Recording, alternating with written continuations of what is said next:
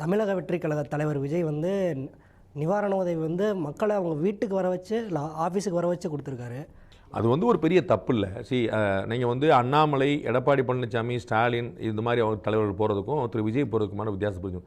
இவர்கள்லாம் political leaders, இவங்கெல்லாம் கிரவுண்ட்லேருந்தே emerge ஆகி வந்தாங்க. இவங்கெல்லாம் தரையில் தான் நின்னாங்க. இவங்க தான் ஆர்ப்பாட்டம், போராட்டம், மக்கள் இவங்க கீழே தான் நின்னாங்க. ஸோ இவங்க வந்து அன்றாட பரிச்சயம் and they know how to handle also, அவங்களுக்கு புரியும்.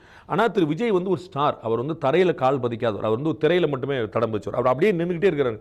அவர் வெளியே வந்தாருன்னு உண்மையான துயரம் பாருங்கள். வெள்ளத்தில் பாதிக்கப்பட்ட விட்டு போட்டு தலைவர் வந்திருக்காருன்னு போயிடும். இது ஹானஸ்டான ஃபேக்ட், அதை புரிஞ்சுக்கணும்.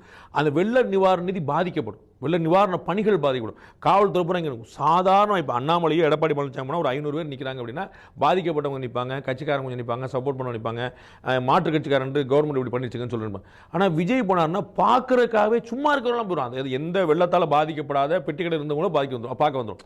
அப்போ அது ஒரு ஒரு ஒரு ஸ்டார் அப்படிங்கிற நீங்கள் வந்து ஒரு பொலிட்டிக்கல் லீடர். அப்போ நீங்கள் தாவேக்கான ஒரு கட்சி ஆரம்பிச்சாருங்கனால மட்டுமே நீங்கள் அவர் பார்த்துட முடியாது. அவர் நேற்று வரைக்கும் எங்கே உள்ள இருந்து இன்னைக்கு மட்டும் வரமாட்டோம் அப்படி நீங்கள் கேட்க முடியாது. அவர் வந்தாருன்னா நிறைய அசௌகரியங்கள் பொதுமக்களுக்கு ஏற்படும். அதை தெரிஞ்சு தான் செயல்பட்டுருக்காருன்னு நினைக்கிறேன்.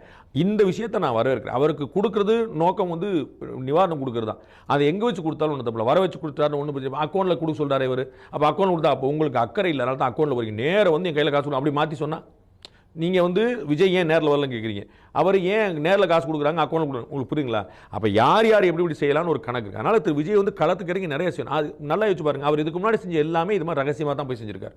அவர் அனிதாவுடைய குடும்பத்தினை சந்திச்சா இருக்கட்டும், துப்பாக்கி சூடில் தூத்துக்குடியில் இறந்தவருடைய குடும்பத்தை எல்லாமே ராத்திரியில் போய், ஏன்னா அவர் போனாலும் அது ஒரு சீன் ஆயிரும், அது ஒரு பெரிய படம் ஆயிரும், தள்ளுமுள்ளாயிரும். அதில் 2 பேருக்கு ஏதாவது பிரச்சனை வந்துடும். அப்போ இது மாதிரி செஞ்சாலும் எனக்கு வந்து ஒரு பெரிய மாற்று கருத்தில் நான் அதை ஏற்கிறேன். அவருடைய ஸ்டார் நம்ம புரிஞ்சுக்கிட்டு நீங்கள் அதை செயல்படணும். விஜய் அவர் கட்சிக்காரரு, அவர் எப்படியா காலி பண்ணிடணும் அப்படி யோசிக்கிறதுல நியாயம் கிடையாது.